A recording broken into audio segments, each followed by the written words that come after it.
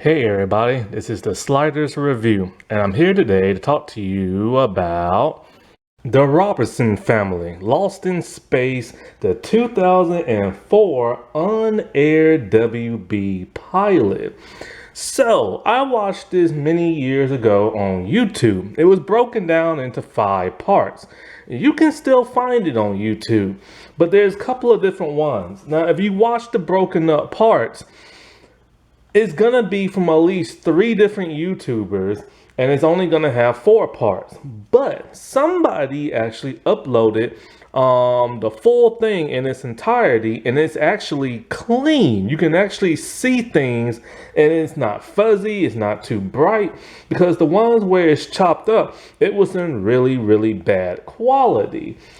But this one person, who I will link in my description, has a very clean version. I've never seen the clean version, so I'm really curious to see it. So, when it comes to Lost in Space, I was born in the 80s. I've never seen the 1965 series. I didn't know what this show was about, but I knew, they was lost in space. Now, what prompted me to watch this was probably, I think, the unaired Wonder Woman series, because I saw Adrian Palicki. I'm all like, oh, I wonder who she is. So I looked her up, and it said like Robinson Family unaired pilot. So then around that time, I was all like, I wonder what other unaired pilots there are. So I started looking on Wikipedia. I started looking them up on YouTube. I started watching them. Years later, when I had this channel, I started talking about all of them except for this show and one other and stuff. And so, like, normally when you watch an unaired pilot, sometimes you can see why it didn't get picked up. And other times you kind of like, you know what? It's not that bad. And the way I feel about it, after just rewatching it just now and watching it all those years ago, I still have the exact same feeling I had back then. It's honestly not that bad. See, you gotta understand it from my perspective, right? I've never watched the original. I don't know what it's about. I think it's like a campy sitcom, something like that, right? Now, I've seen the season 1 of the Netflix show. I don't know what it is about that show, but I feel nothing when I watch it. Like, I feel all empty and hollow inside. It's just something about that first season I just don't know. But I've never watched the rest of the seasons, and I've never heard nobody talk about season 2 or 3 on Netflix. Maybe one day I'll check it out. But like, when it comes to this series and stuff, see, what people need to understand is this. And I've seen so many complaints online, like on Reddit. And in fact, there's people who don't like the Netflix show either. You know what's funny? I honestly believe after all the comments I read, people who generally don't like none of the Lost in Space adaptations except for the 1965 one. So all those old people who saw the original, that's the only thing they like. They don't like none of the other stuff. They don't like the movie that came out with Matt LeBlanc and Lacey Shapiro. They don't like none of the other like adaptations and stuff. Which, I can understand. Like, that's what they grew up on. That's what they love. I can totally understand that. But sometimes people gotta get out of their own headspace. Now, back to this one. What people need to understand about this series is it was a WB show. Now, I never knew that until I researched it. When I watched it, I'm all like, you know what? This feels like a WB show. And if you grew up around my time, you watched the WB. So you can spot a WB show from a mile away. They're family dramas and YA type shows.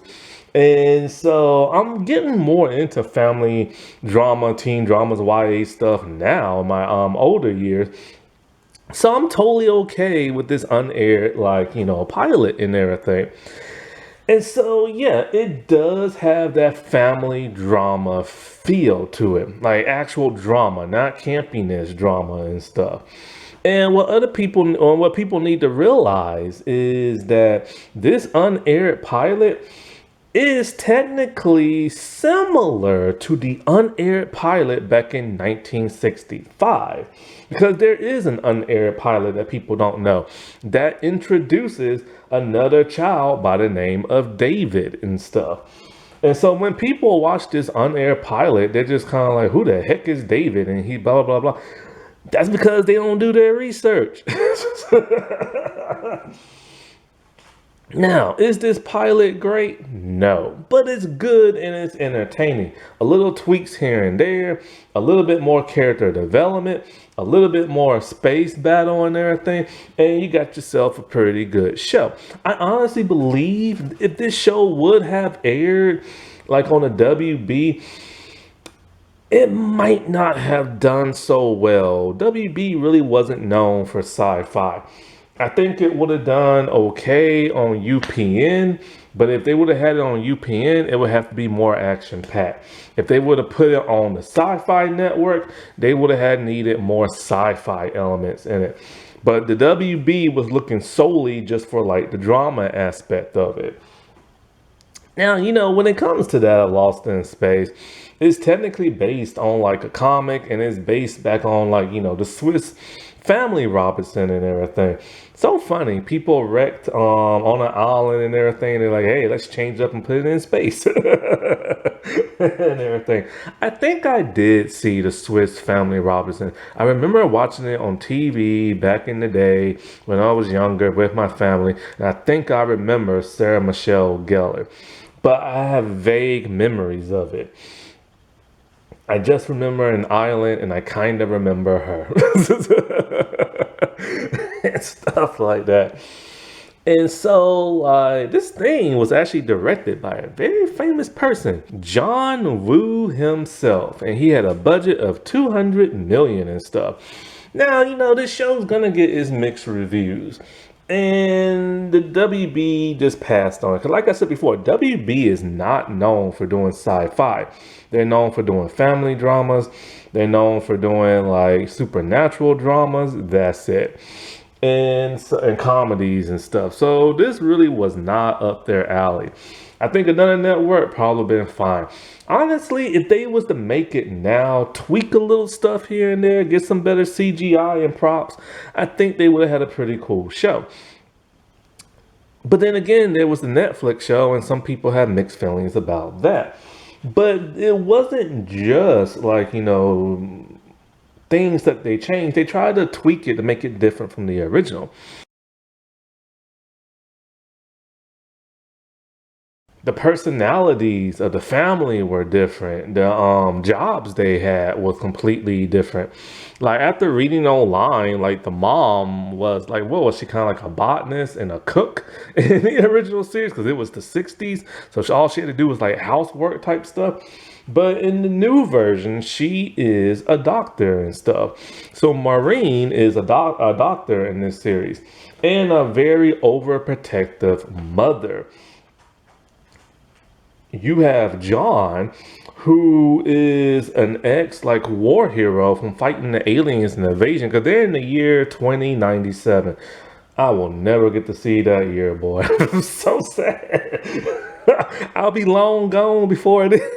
Oh God, I'm so old.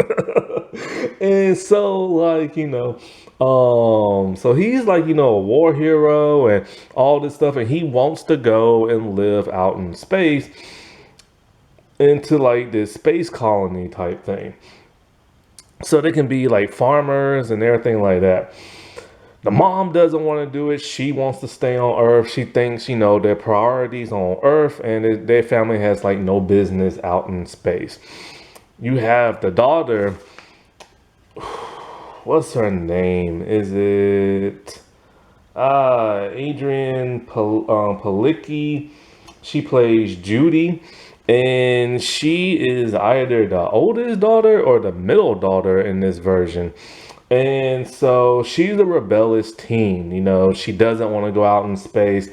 She wants to hang out with boys. She gets pissed at her mom asking her about her sex life and everything. Dude, you're a teenager. You ain't supposed to have that. She's very, very, very rebellious and just doesn't want to, like, deal with family stuff. And when she meets Don West, she's all like, oh yeah, I'm here with my friends and everything.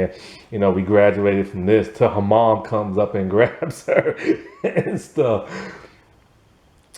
And so you have who was Marine played by? She was played by the Admiral from Star Trek Discovery, Jane Brooke. Now, I feel bad for saying this. Everybody's acting was good in this, in my opinion, except for Jane Brooke. The mom, I don't know what the deal was up with her acting. There were just times where she kind of just stood there and had like a blank look on her face and really no expression. It's almost like she did not want to be there and just phoned in a performance. Which, if you watched her in Star Trek Discovery, she can act emotional and stuff. So it was just kind of weird, seeing her so deadpan, like blah and everything. And you have that Penny, who in this version they made into a baby and stuff, which every comment I read, people seem to hate. And then, of course, you have Will.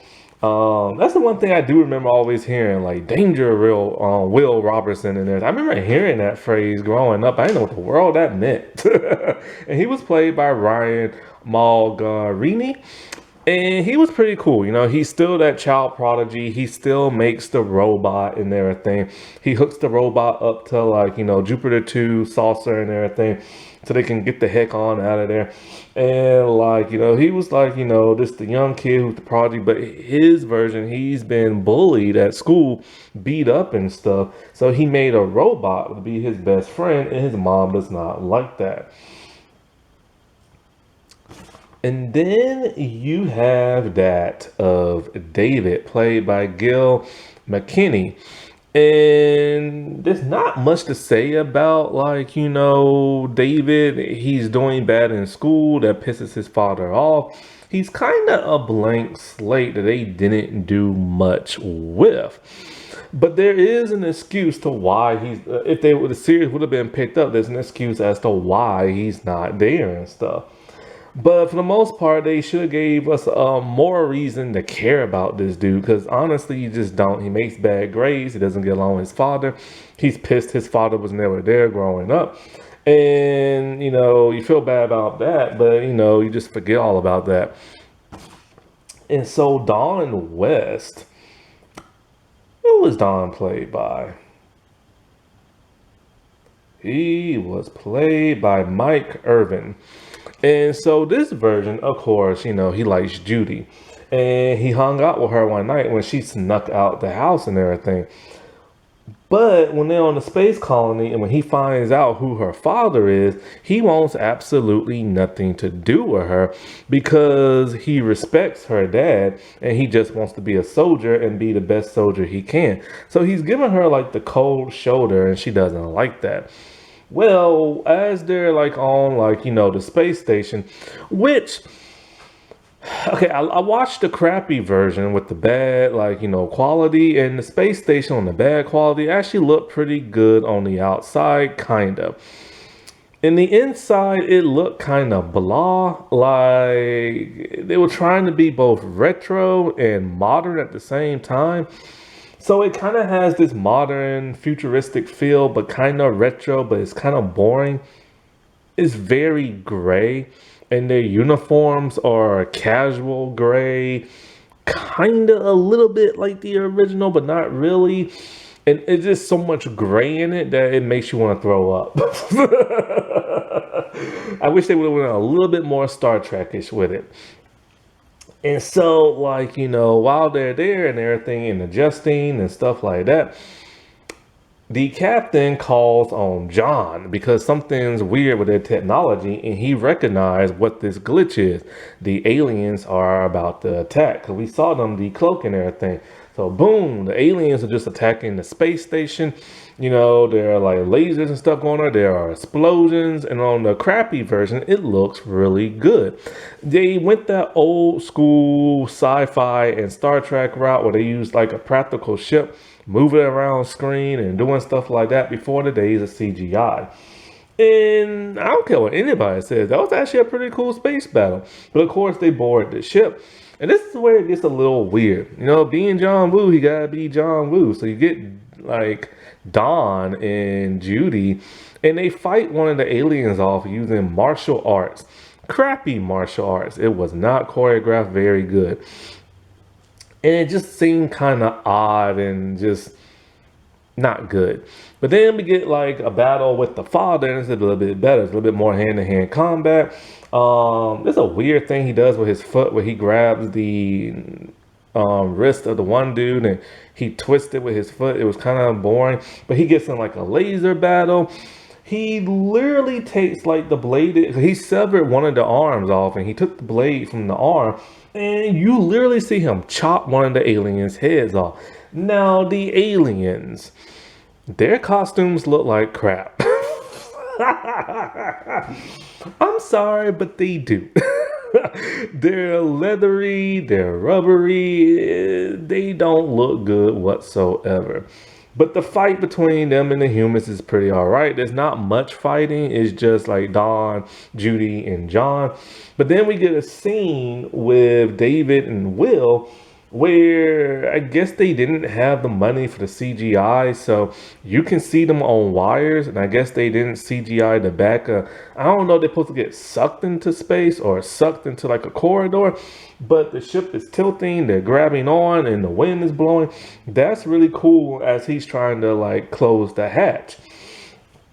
But you can see the wires, and I have no idea if the background is supposed to be CGI or corridor or space or whatever. So anyway, the family makes it to like a pod, and they separate from that of like the big old mothership, right? The big space station ship.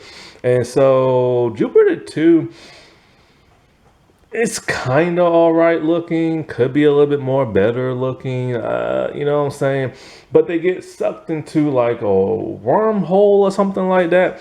And then when they get on the other side, they realize, hey, you know, we're out of fuel, we don't got much food, and we're lost in space.